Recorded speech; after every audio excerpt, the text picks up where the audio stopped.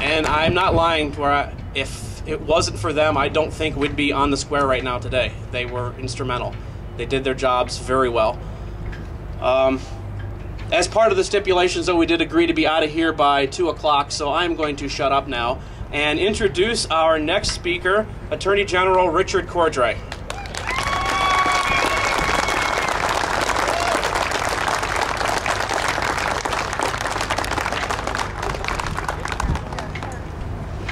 Thank you, Dan. So, as he said, I'm counting on all of you because if there's any troubles, it's my responsibility, but I'm comfortable with that. I'm pleased to be here today at this Second Amendment rally, and I'm pleased to talk about some of the things we've been doing in the Ohio Attorney General's office during the time I have been there. One of the first decisions I faced when I took office a year ago, January, was our healthcare fraud officers, agents, whether they could be armed. They had been armed, and then they had been disarmed by one of my predecessors, and the question was whether we would allow them to be armed again. I looked at it, sought their advice, sought the advice of people from outside the office, thought it was an easy call. We rearmed those agents. They were very grateful about it because they have tough, hard work to do, and they understand, like you do, that having a firearm can be very important to their safety if they're in a tough situation. Also, then later in the year last year, during the budget cycle, we found in discussions with Senator Keith Faber that the background check fees were going to go up. Under my predecessor, they had slated those to increase for everybody who has to get background checks in the state of Ohio, including people with concealed carry permits when they go to renew those permits. So we talked about that. We went back, we looked at it, we decided that we would change that, and with Senator Faber's help, we got those fees held harmless and rolled back the increase in those for all of you when you go to renew your concealed carry permits. We also have been fighting in the courts. The Attorney General's office has the opportunity in the courts to fight to stand up for state law when there's conflicting local ordinances around the state. We recently have taken a case. We took it up to the Ohio Supreme Court, which has agreed to accept the case, and we'll be deciding it probably later this year on the validity of a Cleveland municipal ordinance, where we are arguing that state law trumps those ordinances, and we need to have uniformity in state law, consistency, so you all can know. You know how those municipal jurisdictions are. You don't even know sometimes which city you're in as you're driving around, and we need to know that, and we need uniform state law. So we'll be pushing hard for that. We hope for a good result from the Ohio Supreme Court in that case. By far the most important thing we've been doing in the Ohio Attorney General's office, though, is the case that's in front of the United States Supreme Court, the NRA McDonald case out of the city of Chicago.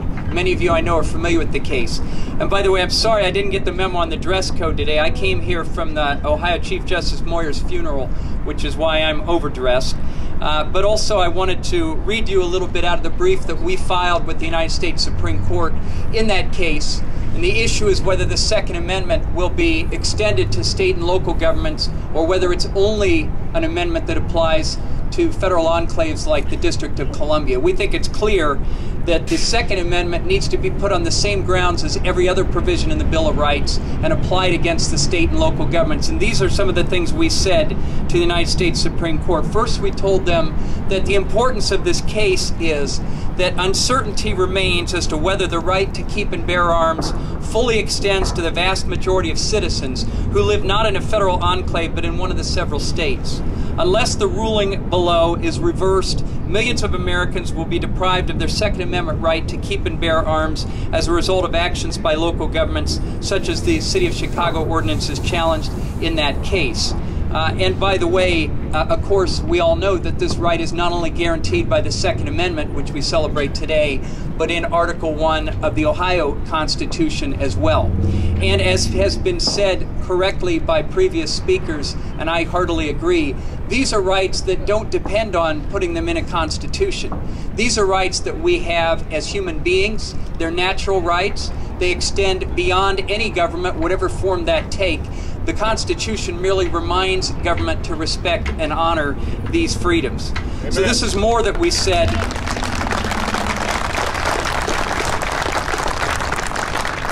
This is more that we have said to the United States Supreme Court, and the case is pending there. The right to keep and bear arms under the Second Amendment is a fundamental liberty interest subject to incorporation against the states. Indeed, in the Anglo-American tradition, it is among the most fundamental of rights because it is essential to securing all our other liberties.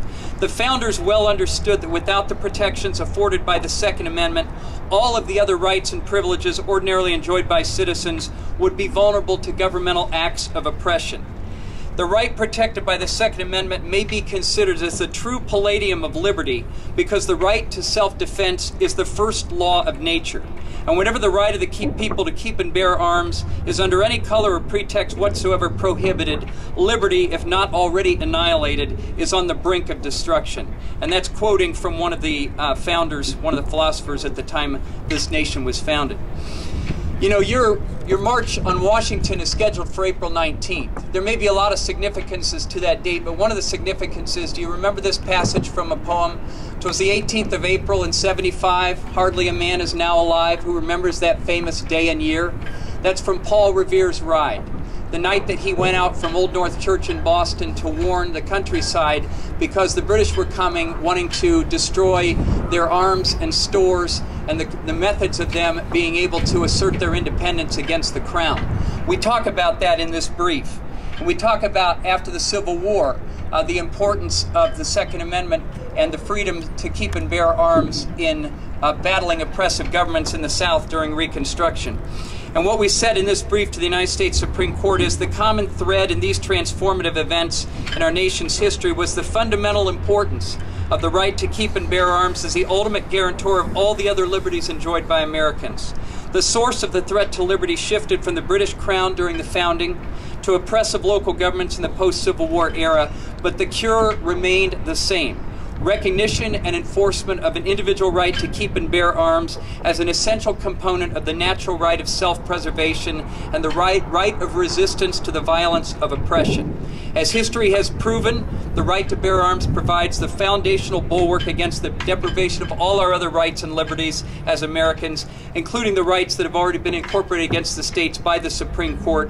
Accordingly, the court should hold the Second Amendment also secures a fundamental right that can no more be abrogated by local government than by the federal government. We believe the U.S. Supreme Court will see that our way. We expect that decision before the end of June. It will be a great day of celebration when that is clear and fundamental across this nation.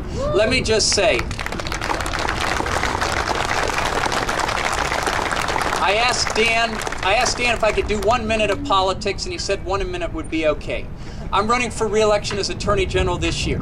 My opponent for Attorney General is former U.S. Senator Mike DeWine. You may recall when he last held office, and he was in office for 20 years in Washington, he ultimately racked up a record that garnered him an F rating from the NRA. That's who wants to be the next Attorney General. I have stood up for your rights and our rights and everyone's rights as your Attorney General. I will continue to do that. He has demonstrated that he will not if he's elected Attorney General. Remember that when you go to the ballot this year.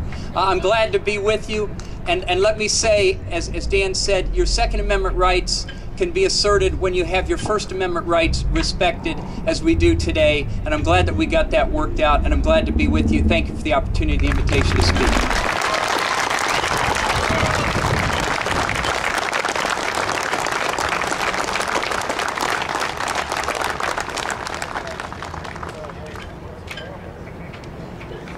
Anybody care to hazard a guess who will be endorsing in that race?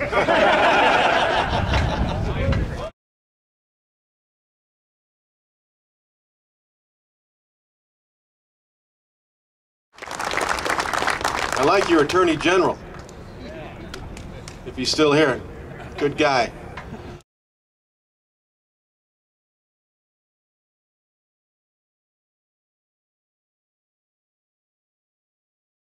Good guy.